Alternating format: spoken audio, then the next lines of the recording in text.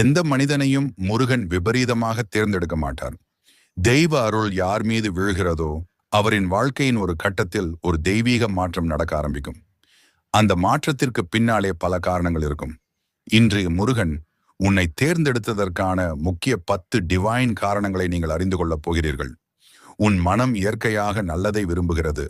முருகன் ஆறுமுகன், ஆரம், அன்பு, ஒழுக்கம்.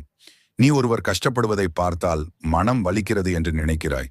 இதுதான் முருகன் உன் உள்ளத்தில் இருப்பதற்கான அடையாளம்.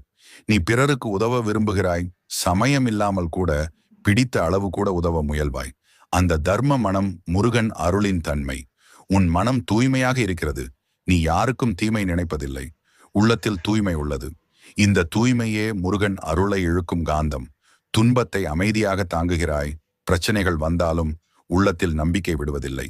இந்த சமயத்தில் அமைதி முருகன் தரும் தைரியம்.